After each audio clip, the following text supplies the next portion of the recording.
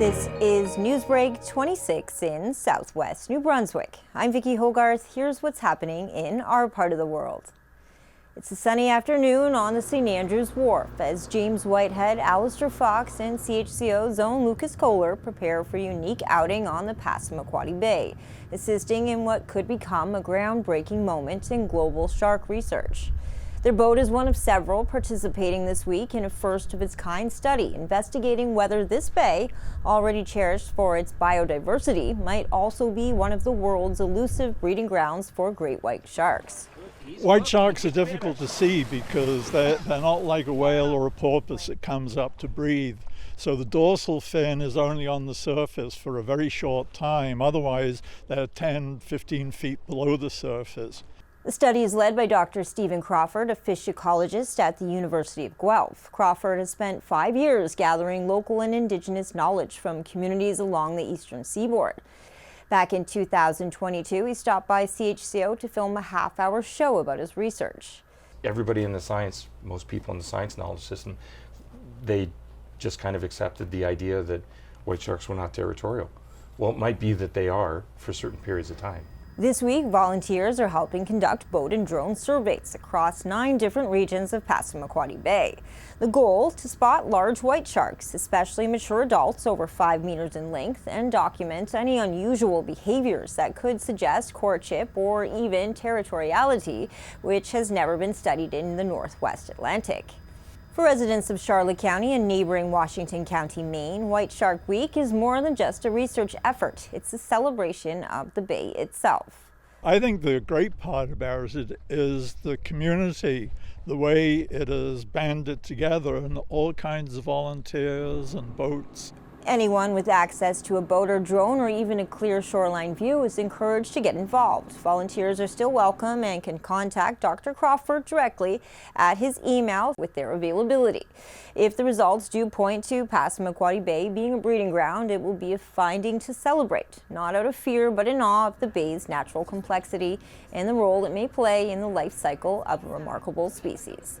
Future plans for the St. Andrews Wharf were on the agenda at Monday night's council meeting in St. Andrews. For more on this, here is CHCO's Nathalie Sturgeon. A study that looked at the infill of Market Wharf and Market Square says there are likely to be some impacts to the shoreline, but those are expected to be minimal, and some are mitigated by the project's design. It was commissioned by the council in the late stages of the process to deal with ongoing concerns from councillors and residents. Gemtech engineer Garth Holder presented it to the council. He said because of the size of the infill, it did not trigger a provincial environmental impact assessment. So Gemtech consulting engineers were engaged by the town of St. Andrews to carry out the coastal study to support the design work for the town of St. Andrews. He went on to say the module it used indicated a slight change in the water exchange rate, essentially how quickly water moves from one area to another. But when factoring in the infill, it said it was still efficient. Holder said longshore sediment transport, the movement of sand or sediment, is likely to occur at the corners of the infill. Because the seabed is mainly of gravel and seaweed, there's expected to be no obvious changes to the shoreline. But some residents questioned the project entirely. The real question I'm here asking is, once you do infrastructure in a city like this, you really, it says St. Andrews by the sea, not St. Andrews by the landfill. But I think the council must have had an idea of what it would do with that additional space. It's not plantable. You're not making a garden. You're making more public space, but where's the plan for that? Do you have one? I'm simply humbly asking. Others question the methodology of the study and the model the engineering firm used. So what I can see happening is you're getting more sand coming around that point, covering up the mud that is there, that is a whole ecological system in its own.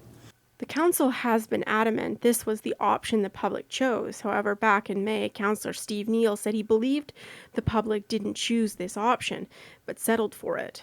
In a perfect world, we could get the solution we like and build a twin wharf to support us in between, or build a second wharf brand new and then tear down this wharf at the end.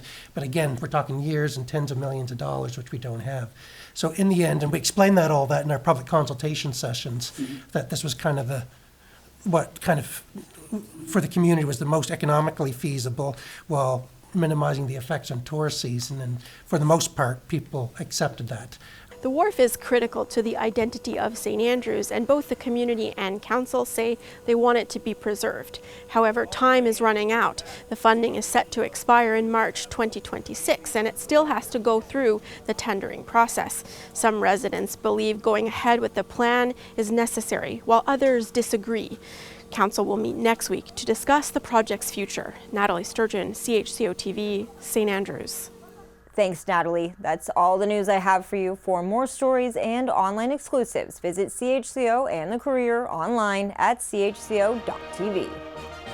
A news and public affairs production of CHCO-TV, New Brunswick's only source for independent community television.